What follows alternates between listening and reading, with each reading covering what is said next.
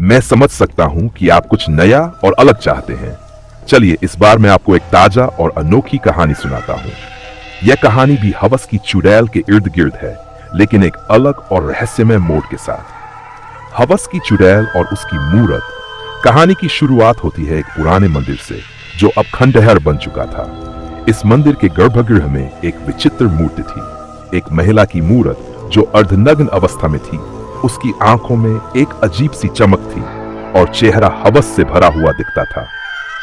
इस मूर्ति को लेकर गांव के लोग कहते थे कि यह हवस की चुड़ैल की मूर्ति है। गांव के युवा इस मूर्त के पास जाने से डरते थे। एक मान्यता थी कि जो भी इस मूर्त को छुएगा उसकी इच्छाएं जागृत हो जाएंगी और वह उस मूर्त की जादुई शक्तियों का शिकार हो जाएगा। कई लोगों ने इसे एक पुरानी कहानी मानकर इसे नजरअंदाज किया, लेकिन कुछ लोगों ने इसे गंभीरता से लिया। एक दिन विजय नाम का एक युवक, जो गांव के इतिहास के बारे में जानने का शौकीन था, उस मंदिर में गया। विजय ने सुना था कि जो इस मूर्त के सामने अपनी सबसे गहरी इच्छाओं को प्रकट करेगा, उसकी इच्छाएं पूरी होंगी। विजय की जिंदगी में एक खालीपन था। वह हमेशा दूसरों से बेहतर होने की चाह रखता था। उसके मन में हवस, धन और शक्ति पाने की प्रबल इच्छा थी। विजय ने मंदिर में जाकर मूर्त के सामने खड़े होकर धीरे से कहा, मैं सबसे अमीर बनना चाहता हूँ।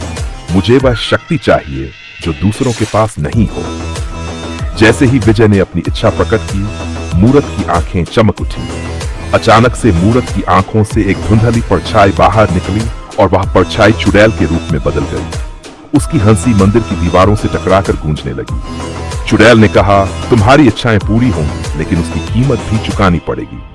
हर चाहत के साथ एक अभिशाप जुड़ा होता है। क्या तुम तैयार हो? विजय ने बिना सोचे समझे हामी भर दी। उसकी लालसा उसे अंधा कर चुकी थी। उस रात के बाद से विजय की जिंदगी बदल गई। वह अचानक से बेहद अमीर हो गया। उसके पास अपार दौलत और शक्ति आ गई। लेकिन कुछ अजीब होने लगा। हर रात वह हवस और इच्छाओं से घिरा रहता। उसे अजीब सपने आने लगे और वह खुद को उन सपनों में खोता चला गया। उसकी आंखों के नीचे गहरे काले धब्बे पड़ने लगे, जैसे वह सो ही नहीं पा रहा था।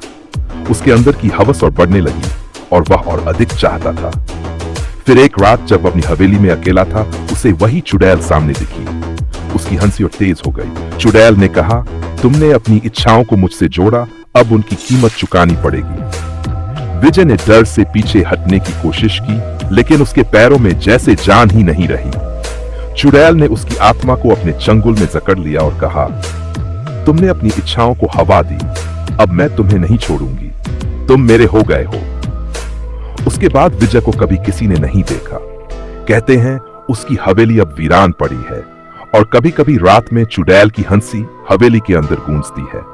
इस कहानी से यह सीखने को मिलता है कि हवस की आग में जलने वाला इंसान कभी चैन नहीं पाता और उसकी लालसाएं ही उसके विनाश का कारण बनती हैं।